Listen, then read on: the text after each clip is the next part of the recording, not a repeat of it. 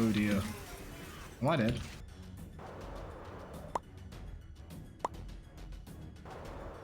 Yep, I know. That's the whole point. Welcome to the Headhunter range rebuild. Here are our current restrictions, and here are the 3 challenges we gotta overcome within those restrictions. If you want the full Headhunter range rebuild rules, you can find those in the description. But for now, let's jump straight in.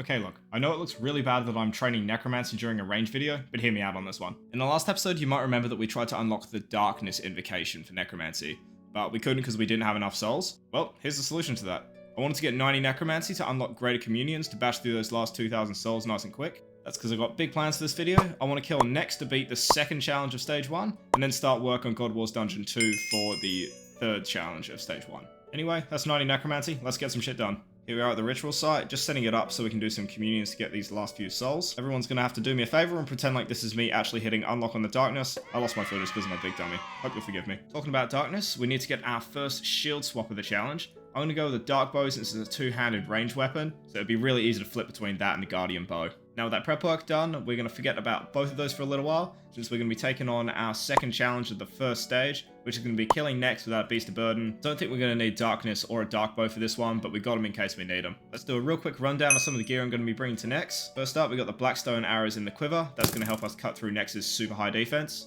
Potions, shouldn't be any surprises here. Elder Overloads, Super Prayer Renewal, and Super Restores. All the usuals, really. And for healing, I'm going to be bringing the Rocktails, the Brews, and the Blubber Jellies. That's just so I can 3-way combo eat through prisons or heavy hits that Nex does sometimes. Also bringing that Power Burst of Vitality to make that first Ice Prison super easy to deal with. And for everything else, just bringing the same combat gear I use for everything. I don't really have many other options at the moment, so this is just going to have to do. Got some Vuln Bombs in there for the extra damage, and I'm bringing a Nihil as well. Pretend like that's a Shadow Nihil and not a Smoke Nihil. I'm a big dummy and brought the wrong one.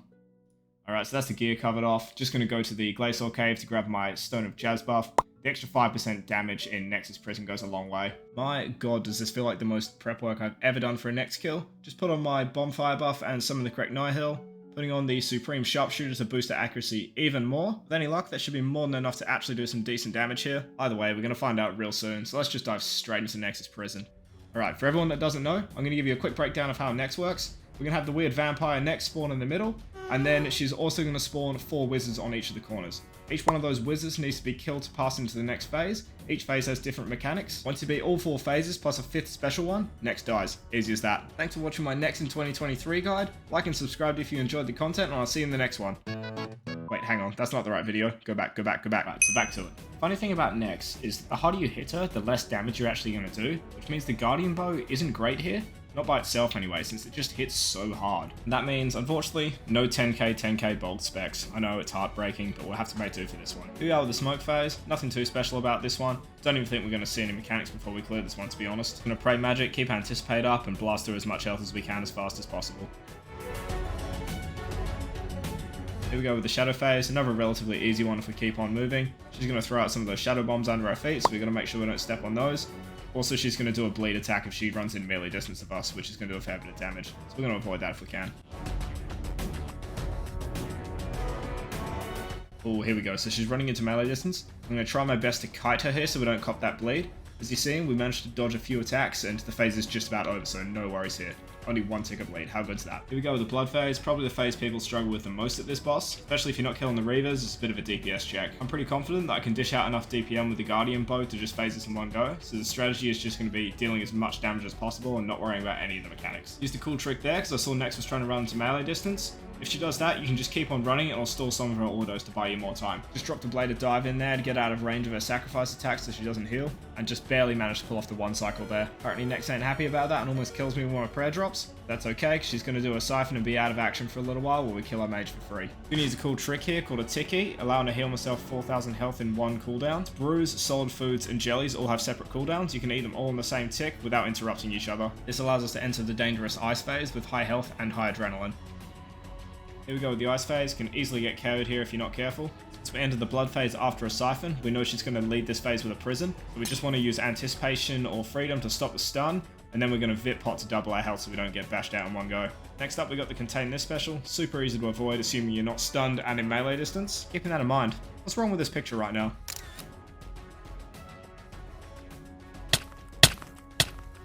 So we're just going to... Oh dear. Am I dead? Uh-oh. Ignore that, ignore that, ignore that. Everyone ignore that. That didn't happen. Almost getting killed because I had freedom on cooldown and couldn't get out of the stun. But we ain't stressing because that's the ice phase over. Home stretch, baby. Let's go. But not before one more ice prison. Just gonna use that ticket to heal back up to full, nice and easy.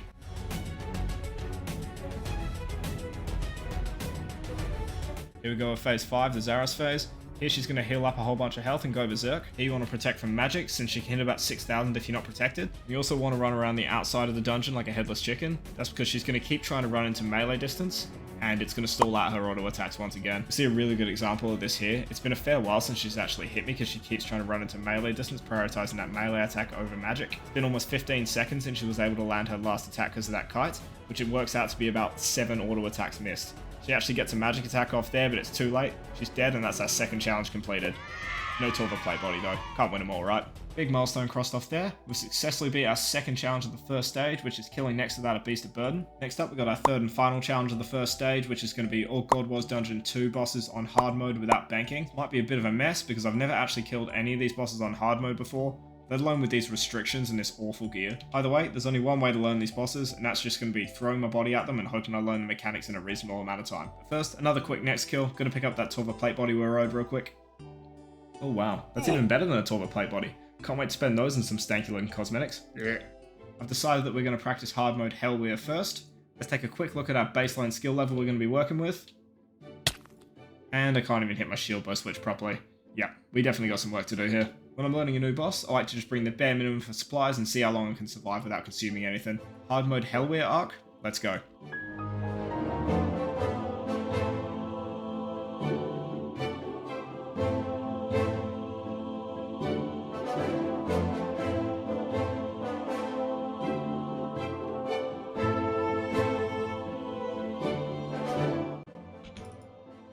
Why would I do that? Oh,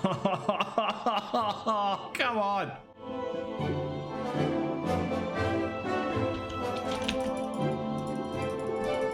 Tech dive, come on. Holy shit, that took so goddamn long. Finally. Oh, peak gameplay, let's fucking get it. It wasn't pretty, but after about an hour of attempts, we got our first hard mode Helwyr kill. And we're going to follow that one up with our first no food hard mode Helwyr kill. Being able to do at least one of these bosses with no food is a huge step in the right direction for this challenge. Some of these bosses hit surprisingly hard. And talking about surprisingly hard, next on the list is Gregorovic. Wait, hang on, I don't like how that sounded. Alright, let's ignore that, and we'll just focus on the kills. How's that sound? Killing him, not me obviously. I don't know why you think otherwise.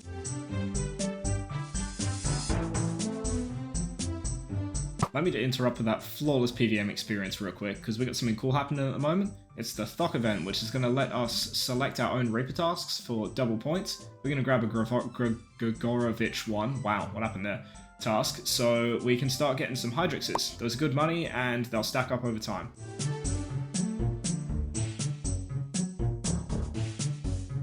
We've been here for a little while now, and here we are securing our first low food Gregorovic kill. Only 2 sharks used that one with very limited buffs. We've got a few kills left in the Reaper, so we'll knock those out. Luckily getting a Dormant Helm here, it's a shame it's not worth anything though. Grabbing a Sliskate Essence as well, another worthless rare. Alright, so that's our Reaper task done, getting a healthy 45 Reaper points. We'll have a Hydrix in no time. It's time to grind out our favourite DPS dummy, Vindicta and Gorvek on hard mode. Normal mode is as easy as it gets. Let's see if hard mode puts up more of a fight. Jeez, she puts out some serious damage on the third phase and hits fast as well. We got some work to do.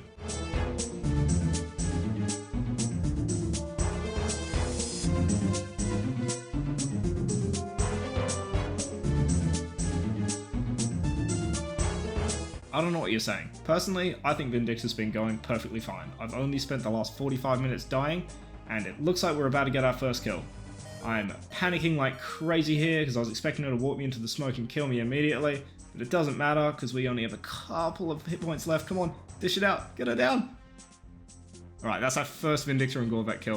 A lot of work for that one. Used a bit too much food for my liking, so we got some work to do.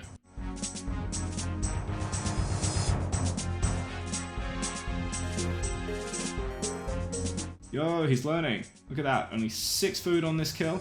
I think we've done enough Vindicta and we're ready to go for this one. On to the next. So it is time for the lucky last, which is going to be the Twin Furies. These ones are probably the least dangerous out of all the Godwars Dungeon bosses, so I'm not too stressed about this. Hopefully we can get the practice done nice and quick here and don't have any dramas along the way. Damn, could have been a no food run if I didn't mess up that bomb like a dummy. Also sign of life as well, which isn't great, but I don't feel like this one's too hard, and we're not using that much food anyway, so look, I think this is going to be fine. Look, it wasn't the cleanest kill, but we've laid down some good foundations and got a dormant helm for our struggles. I'd say that's enough practice, and it's time to take on the challenge for real. But we're going to do that in the next episode, so thanks for watching, and I'll see you there.